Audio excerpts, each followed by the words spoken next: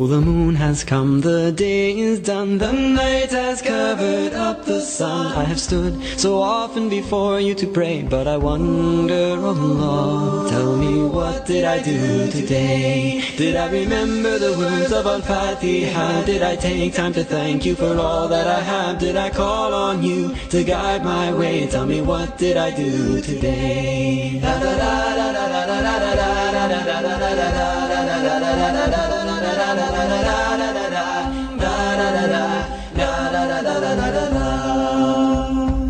Bismillah, wassalatu wassalamu ala Rasulillah. Welcome to a brand new program called Back to Basics. I'm your host, Abdul Saeed, and we have with us in the studio today our guest, Dr. Mamdouh Mohamed. Dr. Mamdouh, welcome. Welcome. Dr. Mamdouh Mohamed is a former professor at Johns Hopkins University. He is also the director of Arrow for Consulting and Training. He has worked in over 7 universities across the globe and has traveled extensively and given speeches and lectures in the field of education and dawah. He has traveled as far east as Indonesia and as far west as the United States. He is currently married with 5 children and 11 grandchildren. We ask Allah to protect and preserve them. Ameen. Dr. Mamdouh, welcome to the show. Today we would like to discuss the topic of critical thinking. Do we tend to encourage critical thinking? Do we lean towards it? What is the Islamic perspective on this? Okay. Let me first tell people what are critical thinking questions versus closed questions. Questions are of 2 types. Questions that begin with what, when, who. They are closed. The answer is closed. If I ask you a question like, when were you born? Do you mind if you answer the question? When was I born? Yeah. I was born in January 1986. Yeah, so it's a very it's a direct question, direct answer. Very direct question. It doesn't show any intelligence. It doesn't require a lot of thinking from you when I ask you. But when I ask you, how did you do that? For example, how did you learn driving a car at the age of 7? You start thinking and rethinking, right? So, questions that begin with how, what is your opinion about a specific topic? And similar questions would open the door for you to think deeply. When I ask you to compare, what's better for you, the Macintosh, the Apple, or the IBM? And you start thinking because you're going to consider a lot of things. I'm going to think that IBM is really a household brand anymore. Okay. Yes, it stopped. And the other brands, I mean. So you need to think because you are considering many things. Yes. So the answer does not come very straightforward. It's not one answer. You can get 2 answers. You can get 3 answers. Yeah. So this is something very important. Well, this requires a thought process, but is it necessarily critical? Yeah. Okay. But this thought process is something we will move a higher level of it. Which one you prefer and why? So this requires something critical because they're saying that I think there is some faults in this machine. Yes. This is based on what critical. Now we are going to criticize this machine. Yes. To say something that is not sometimes mentioned in books. After long experience with it, I found that it always stops whenever I do this. Yes. So this is something very deep and very important. Whenever we train our children to do some questions that are closed, they would not have an opportunity to develop their thinking. There's something that's missing. And this is, I think, the best ones to benefit from this are teachers and parents. Parents at home and teachers at school, they don't use why, they don't use how, and rather they use very closed questions. And Islam really is something that very deeply rooted in Islam is the issue of critical thinking. Pondering, reflecting, things like this. Reflecting upon this. And you can find the word reflect reflect upon this in the Quran. Yeah. أَفَلَا يَتَفَكَّرُونَ أَفَلَا يُبْصِرُونَ أَفَلَا. So Islam has a lot of ayat that encourages people and motivates people to think and reflect and to do the critical thinking that we are talking about. Yeah, even sorry, Go ahead. Even towards the aspect where the polytheists who used to worship idols and statues, Yeah. the question is brought to them, Yeah. this that can't benefit its own self. Yeah, absolutely. Do you think that it can benefit or harm you? Absolutely. Yeah. Yes. Absolutely. You see by yourself that it cannot defend itself. Yes. How would you worship? How can it defend you? You believe that that has the power to defend you. Had it had the power to defend itself, Yes. we may assume that it had a power to defend you, but this is not the case. So it's a very good critical thinking here. Yeah. And you would find that Muhammad sallallahu alaihi wasallam, the best teacher in this universe, when he used to ask the companions these beautiful questions, can't you recite the whole Quran every day? Mm-hmm. The companions were shocked because reciting the whole Quran may require 8 hours or more. Yes. And it sounded to them very strange. So they spelled it out to the Prophet ﷺ. They thought of it and they came to the conclusion that it's almost impossible. And the Prophet ﷺ was motivating them to think of something different. Yes. He was motivating them to reach the answer. Don't you know? And he said, don't you know that the recitation of Surah Al-Ikhlas equals the recitation of one, or the reward of reciting 1/3 of the whole Quran? So now they got it. They understood it. When he motivated them by another question, still the question that the Prophet Muhammad ﷺ said was not an answer for the question he raised first. So now this is another approach. And this is something very important for teachers and parents as well. Mm-hmm. So you ask a question, and then you follow it up with another question, and you follow it up with another question. And each question leads to a level of thinking. So now you are taking the students from this level to a higher level to a higher level. That's what we are missing in our schools. Yeah. That's what is missing in our homes. And we said that some examples now, you mentioned an example from the Quran, I mentioned example from the Prophet Muhammad ﷺ, and there are hundreds, if not thousands of this. And they're all beautiful and unique in their own way. Yes. So it is very important that we should have this. Parents, don't give the right. You can ask the students, your children all the time. And that's why now this is a golden opportunity for parents who don't consider the use of these tools, the iPad and the iPhone and all these machines that have games for children that attract children. Why? Because it motivates you to think. Mm-hmm. To solve the problem, you have to move this. It doesn't work, so you have to look for another solution. So you think of another, and so on and so on. Sometimes there's even more than one solution for them to find. Absolutely. Yeah. And even if you answer it, it gives you another opportunity to give another solution. And every time you redo the game, it requires another solution. So really, it gives those children who use these games, and that's why they're called educational games. Yes. And other games may not be labeled as educational games, yet they invite you and they motivate you. And that's problem solving. Yeah. And that's why they attract the students more than the best teachers in the world. All students who are smart students, they are attracted to their teachers to a specific limit. Then after that, they know that these are the limits of the teacher, so they look for something else, has more horizon than that. So when you interact with the game, and interaction with anything, you learn more than you learn from passive learning, because you're listening to the teacher explaining something, you understand it, that's fine. Yet you are still passive learner. When you say passive learning, you mean just sitting there while you're spoon-fed your information. You're spoon-fed. Yes. You're almost lectured, just lectured, yeah. You don't interact with it. You don't experiment with it.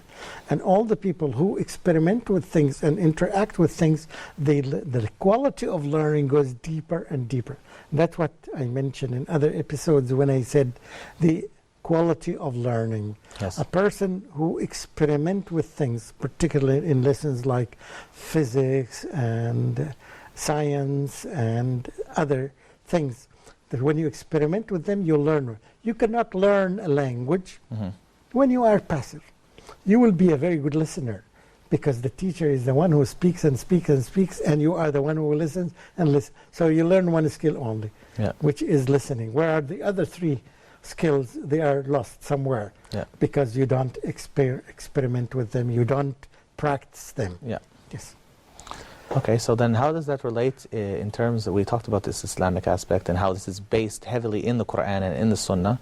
Obviously, critical thinking, where you're critical or you criticize something, within the context of Islam is limited to what we accept as revelation. So we don't criticize the revelation itself. We are never critical of the belief of the Muslims. I would say that the word critical thinking here refers to reflective thinking. Reflective thinking and problem solving. Okay.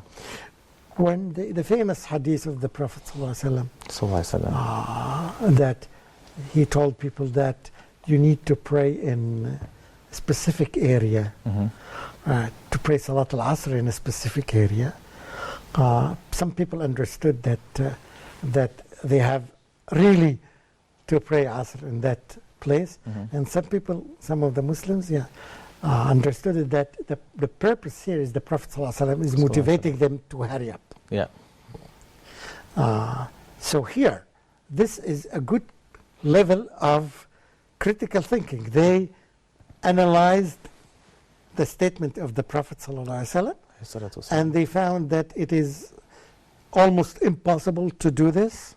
So they understood that the purpose is this. This is a kind of critical thinking. They did not criticize it, but they analyzed it critically. And this is found in the science of maqasid al-sharia, like the intentions of the sharia. Oh, yes. So you're not just studying things at a literal sense. The whole subject of fiqh means understanding, means problem solving, means critical thinking, means applying what you understand to the reality to see where is the gap so that you can modify. Not just memorize blindly. Not just memorize. Memorize is one aspect, definitely. And this leads me to the way that people look at knowledge, look at education now. And I think we can continue this after the break, inshallah, because it needs some sort of elaboration.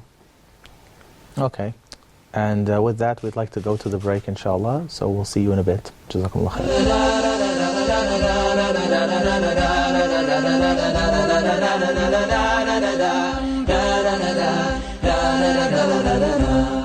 A time to please Allah, a chance to gain reward. I will spend on you, he says, all who spend in good cause. It's welcome again from me, from your host Ismail Bullock, and from your host Gabriel Romani. The parents have to encourage their kids to get married, and at the same time support them. What many people don't understand is that seeking knowledge in itself is ibadah. And Abu Hurairah radiallahu ta'ala anhu says, لَأَنْ أَطْلُبُ الْعِلْمَ سَاعَةً أَحَبُّ إِلَيَّ مِنْ أَلْفِ رَكَعَةٍ. That I seek knowledge for an hour is better and more beloved than ألف rak'ah, which means 1,000 rak'ah. The real meaning of La ilaha illallah is not there's no God but God. La ma'bud bihaqqin illallah. That is, if you want to note it down, that is the real meaning of La ilaha illallah. There is none worthy of worship except Allah subhanahu wa ta'ala. I remember as a Christian, when I was a Christian before, they have this whole issue of your cross, you have to wear your cross, this will protect you, and if it breaks, something wrong will happen to you, and the icons, and put an icon in your wallet.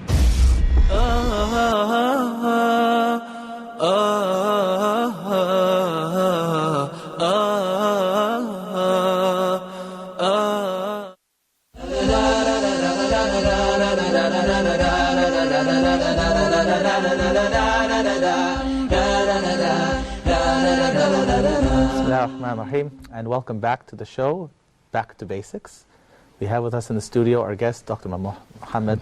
Dr. Mamdouh, welcome. Just before the break, you mentioned that we wanted to get into the topic of education and what is the nature of education. Yeah. Can you elaborate, please? Yeah, I remember that. I think if in the past we used to look at education, that it is something that we should memorize. Mm-hmm. So the main focus was on memorization.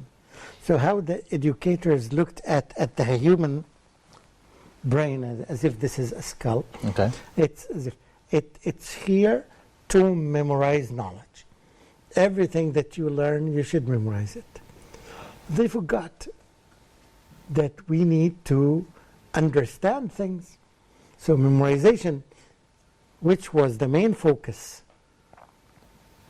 in the past, it became part. When you say past, are you talking about the deep past in the beginning of Islam? Or are you talking about the past 120 years?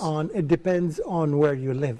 I'd say in regards to the Muslim world, and you can correct me if I'm wrong, I'd say when the modern education or secular system started to come to the Muslim world, we focused on memorization within that system. And ironically enough, when the old system happened, where people used to learn in the masajid and with the local scholars and the more traditional system, people were critical. People did use their minds to understand. Yeah, I will come to the issue of critical, but now you should understand that there is something that you need to memorize. Okay. How much is it? It differs from one subject into another. And there is something that needs to be understood, and I will give some example. And there is something that needs to be acquired, like skills. So now, when we look at education, we look at three things: skills, knowledge, and concepts, which is anything that needs to be understood. Yes. So three things here, three key words now I'm referring to, which are considered three main concepts. The knowledge, when you deal with knowledge, you need to memorize it. When I asked you, when were you born, you answered me, right? It's very straightforward. Yes, okay. There are many knowledge, particularly for us, the Muslims, the Quran and the Sunnah. But at the same time, there are many things that need to be understood, like the issue of fiqh, like the issue of tafsir. When we deal with the Quran, we need to understand. We need to understand the concept of as-samad. Yes. What is the meaning of as-samad? It's a whole concept, and by the way, it's so important in the life of every human being. If you understand the word as-samad, it will almost be impossible that you would apostate from the religion. SubhanAllah. Let me just give you a quick example. Please do. The word as-samad, if I explain it, it's two parts in one to understand. I'll explain this. The whole creation, every creature in this universe depends on Allah, Yes. requires Allah, needs Allah, all of them. Mm-hmm. And at the same time, this is the second part, Allah needs no one of them. Yes. The sun needs Allah in order to exist. Without Allah, the sun cannot exist. Yes. The oxygen that we breathe needs Allah to exist. Yes. Allah does not need No. oxygen to exist. No. So Allah, this combination of the two means as-samad. And I'm quite sure that if you ask anybody in this universe, do you know anyone or anything that has this quality? Was self-sufficient. Self-sufficient is part by itself. Yeah. Well, being the one to provide for everyone and who everyone depends on. It explains part of it. Yes. Yeah. Because self-sufficient is here, applies to Allah. Yeah. Yet still it did not explain this. Yes. The need of this part to Allah subhanahu wa ta'ala. Yeah. So here, what I'm trying to say, this is a concept. Now if you ask someone, have you ever known anyone or anything has this quality? Of course No. not. It applies only to Allah subhanahu wa ta'ala. Yeah. Just by this word, a lot of people became Muslims SubhanAllah. because of this, the word as-samad. Ask this, is Muhammad as-samad? Is Jesus a Samad? No. Is this? So this is the importance of understanding. Teaching the Quran focuses on what? On this concept of understanding. Teaching of Tajweed, mainly it focuses on what? On the skill. It's a skill of making, understanding. It's almost a combination of memory and skill, but yeah, it's more skill, especially once... But memory is just very little memory. So anyway, any subject matter can be divided into these three areas. Yeah. The area of knowledge, which requires memorization. The area of concepts, which requires understanding. Yeah. The area of skills, which require practice. Yeah. So now, every teacher and even the designers of the curricula, if they don't have this in their mind, you will find the focus and the weakness of any material they produce, because it may focus only in one of these areas. So you're saying that most things need these three practical... Absolutely. Yes. Absolutely. Every subject needs, but with different focus. Sometimes the skill may be 90% of the subject matter. Yeah. Sometimes the knowledge, for example, when you talk about history, history is basically knowledge with very limited number of concepts. I would agree. Yeah. There's obviously some concepts because there's comparison between different historical accounts. Concepts, of course. Yeah. The concept of empire, the concept of imperialization, and so on and so on. Well, even just the fact that if we're looking at history, there's two sides to every story, sometimes multiple sides to a story. So you have to be critical in your thinking. For example, if we find a story coming from a certain segment of society, we're going to find that they're biased towards a certain interpretation of historical events. What I'm trying now to say that if you are dealing with education and you don't understand this, even the parents should understand this. Because there's something that needs to be memorized, there's something else needs to be understood, and something else needs to be practiced. Yeah. So we should have this as a common thing among all the teachers and among all. If the teachers are not doing this and they don't understand this, this will be big damage for the students.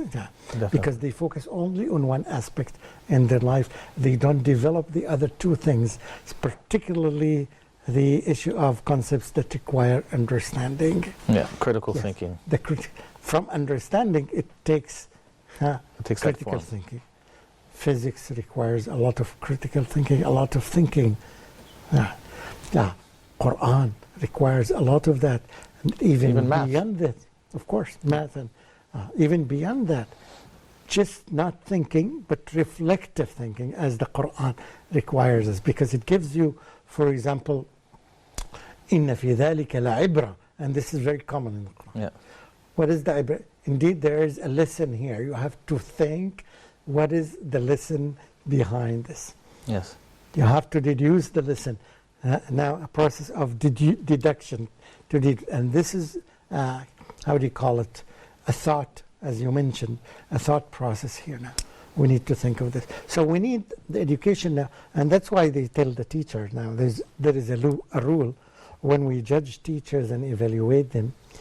The first lesson when we do some training for the teachers, we tell the teachers, don't use the same method that you have taught, you've been taught. Use something different. Because most of the books and the curriculum that was made in the past was focusing on one thing only or maximum two things. And the teachers did not, of course, when I say the teachers, I mean some of them did not really understood this concept of three segments here, and these segments are flexible. So sometimes in one subject they become here, the focus is here, and sometimes in other subjects the focus is on the other side. So critical thinking now is a key word to produce people who are creative, the people who invent, the people who explore, in order to get this quality of people, right? And that's why you see a difference. I hope people are not sensitive. Big difference between engineers and, let's say, doctors. Okay. Don't be sensitive if you are a doctor. Because the nature of medicine, right, requires a lot of memorization of the quality of terms the and the medicine beliefs and and the yes, understandings. and the thinking requires which medicine fits here, or they would interpret the cause of pain here, so it requires them. Whereas engineers all the day, all their work They is have to problem innovate solving. different, exactly. They have to problem solve, Absolutely. innovate new Problem ways to do solving. it in the best They of innovate. manners. Yeah. So you see that Programming too, to an extent. Absolutely, Yeah. absolutely. And that's why we say that teachers and parents should pay attention to this and should observe their children when they are dealing with things, which things that they do better than others. Is it they acquire skills easier, or they have the ability to process and to interpret, or they have the ability to memorize? And according to this, they guide them to which specialization they would go and leave their children to select what they want. From what I understand then, from what you mentioned, is you're on the fence about whether we as Muslims, do we really apply critical thinking properly as a whole? I guess it's too generic a question really to throw all the Muslims into one group. So how would you respond to that just in the I last think some minute? people do and some don't. Okay. I would give you an example. Go ahead. I was teaching one course in the master level about the seerah of the Prophet ﷺ. Alayhi salatu wasalam. Students in the master degree. Yes.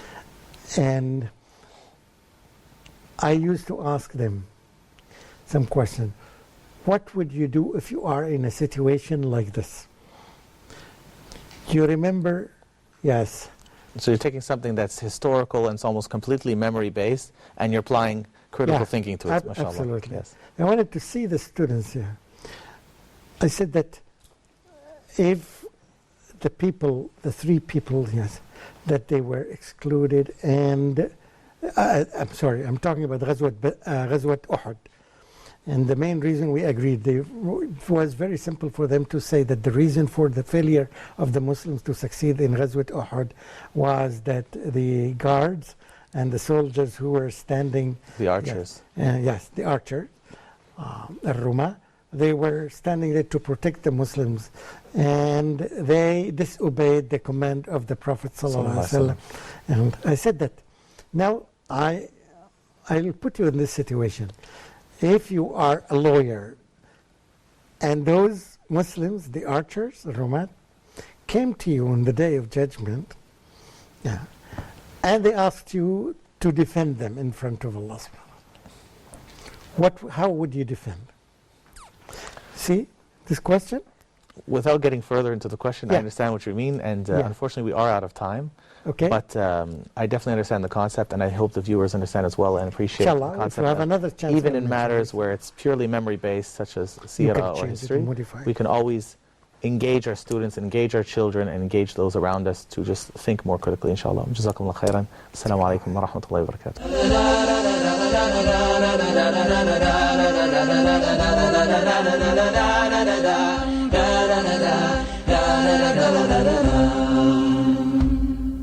Oh, the moon has come, the day is done, the night has covered up the sun. I have stood so often before you to pray, but I wonder, oh Allah, tell me, what did I do today? Did I remember the words of Al-Fatiha? Did I take time to thank you for all that I have? Did I call on you to guide my way? Tell me, what did I do today?